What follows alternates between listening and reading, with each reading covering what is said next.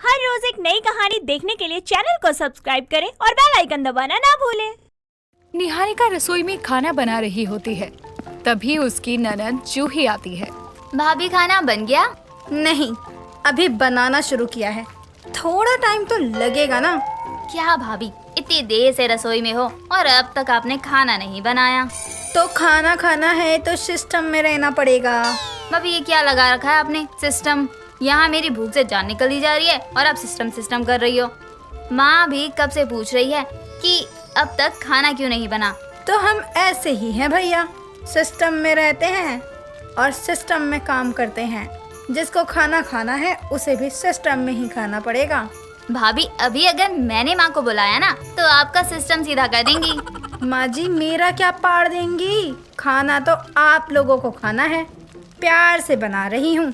System में आ जाओ और खाना खा लेना। जितना टाइम खराब करोगी मेरा, उतना ही लेट खाना बनेगा। अब तो माँ को बुला कर ही लाती हूँ। रुको आप। माँ यहाँ आना जरा। जूही की आवाज सुनकर निहारिका की सास रेखा वहाँ आती है। क्या हुआ? तुम दोनों को मेरे बिना क्या चैन नहीं है? हर वक्त मुझे बुलाती रहती हो। माँ देख लो अपनी बहू को, खाना तो बनाया नहीं जा रहा इनसे और बार बार सिस्टम सिस्टम यही करे जा रही हैं। अब आप ही कुछ बोलो। यहाँ क्या जूही का फूफा खाना बनाने खड़ा है? नहीं ना, जब मैं खाना बना रही हूँ तो बार बार क्यों बोल रही है ये? मैंने बोल दिया कि थोड़ी देर में खाना बन जाएगा, तो समझ क्यों नहीं आ रहा? जूही, तू क्यों बिना बात के बहस कर रही है? बहू बोल तो रही है कि थोड़ी देर में खाना बन जाएगा, इसमें इतना लड़ने वाली क्या बात है? तुझसे बिना जरा सा भी सब्र नहीं होता। देखा जूही, सिस्टम में रहना माँ जी को भी आता है, लेकिन तुम्हें नहीं। निहारिका एल्विश यादव की बहुत बड़ी फैन थी, इसीलिए वो हमेशा ही एल्विश की वीडियो देखा करती। लेकिन एल्विश यादव जब बिग बॉस में आता है तब तो निहारिका को बस एक एल्विश यादव ही दिखता है और दूसरी चीज एल्विश यादव द्वारा कही गई चीज सिस्टम शब्द सुनाई देता है। कुछ दिनों बाद शाम के समय निहारिका बिग बॉस देख रही थी, तभी वहाँ निहारिका की ननद और सास आती हैं। बहू, तेरा ये बिग बॉस कब खत्म होगा? तुझे ये सब ही पसंद आता है क्या? हर तरफ लड़ाई झगड़े ही हो रहे हैं। कभी कोई भक्ति गाने भी सुन लिया कर, मन शांत हो जाएगा तेरा। माँ जी, मेरा एल्विश यादव तो इतना सिस्टम वाला आदमी है कि उसमें सब कुछ है। वो बहुत ही धार्मिक है। आप भी जब एल्विश यादव को बिग बॉस में देखोगी ना तो मान जाओगी एल्विश यादव को। क्या है ये एल्विश यादव? मुझे तो बिग बॉस में ना बस बेबी का ही पसंद है, उसके जैसा तो कोई भी नहीं है। वो तो तुम्हारे एल्विश की बजा कर रखती है, बेचारे का सिस्टम ही हिल जाता है। जूही, तुम ना कुछ ज्यादा ही बोल रही हो। एल्विश यादव सिस्टम चलाता है।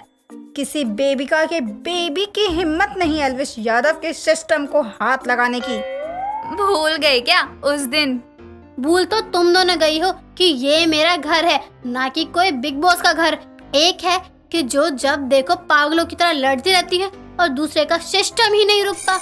माँ जी, अपना तो ऐसे ही है। हम तो बस सिस्टम में रहना जानते हैं और जो सिस्टम में नहीं रहना जानता उसे अच्छे से सिस्टम में लाना जानते हैं। माँ अब नहीं बोलोगी आप भाभी को? मैंने कुछ बोल दिया होता तो आप अभी हाय मेरी बहू करती। ऊपर वाला तो सब देख ही रहा है, लेकिन माँ जी भी अंधी नहीं है जो सिस्टम में ना रहने वालों को कुछ भी ना कहे। सही है, अब माँ जी ने बोल दिया है तो कम से कम शांति तो बनी रहेगी ना। बहू, मैंने तुझे जो कुछ भी बोला ना, वो बस जूही के लिए नहीं था, वो तेरे लिए भी है, इसलिए अपना मुंह बंद रख। निहारिका जितना भी सिस्टम चला ले, लेकिन उसकी सास के आगे बेचारी का सिस्टम डगमगा ही जाता था। कुछ दिनों बाद निहारिका घर के लिए सब्जियां लेने बाजार जाती है। तभी एक लड़के से उसकी टक्कर होती है और निहारिका की सारी सब्जियां नीचे गिर जाती है। माफ करना, वो मेरा ध्यान नहीं था। एक रैपट में ही डोलता दिखेगा तू। सामने से लड़की आ रही है तो तेरा ध्यान नहीं। अभी यही कोई लड़का होता ना तो तेरा ध्यान भी यही होता और कोई टक्कर भी नहीं होती। अरे ओ बहन जी, आप गलत समझ रही हो। मैंने कोई जानबूझकर आपको टक्कर नहीं मारी है। तेरा सिस्टम तो मैं अभी ठीक करती हूँ। ज्यादा ही उड़ रहा है ना तू। निहारिका उस लड़के को बिना कुछ कहे सोचे समझे ही एक जोरदार थप्पड़ मारती है। अब दिमाग ठिकाने पर आया या नहीं आया?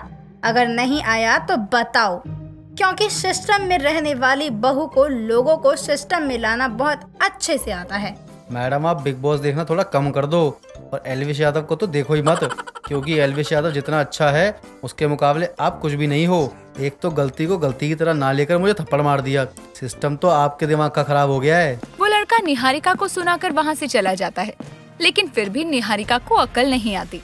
निहारिका बस बोलती ही थी कि वो एक सिस्टम में रहने वाली बहू है, लेकिन काम ऐसे करती थी कि लोगों को पता चल जाता था कि ये बस बोलती है।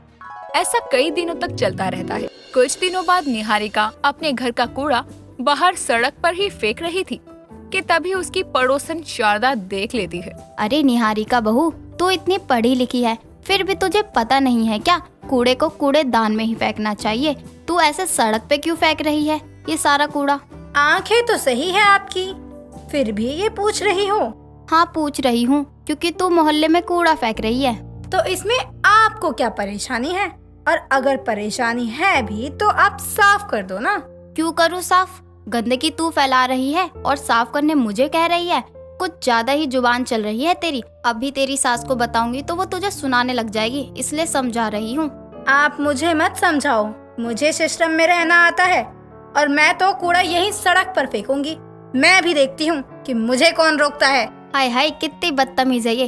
अपने से बड़ों से बात तक करने की तमीज नहीं है इसे तो। अरे बहू, तू इतनी क्यों छोटी सी बात को इतना बड़ा खींच रही है? मैं सही बोल रही हूँ, ये बात तू भी कहीं ना कहीं मानती ही है ना, तो फिर क्यों ऐसा कर रही है? मोहल्ला भी हमारा ही है और इसे साफ करने की जिम्मेदारी भी हमारी है, इसलिए कूड़े को बस कूड़ेदान में डाल। आप ऐसे नहीं मानने वाली हो ना।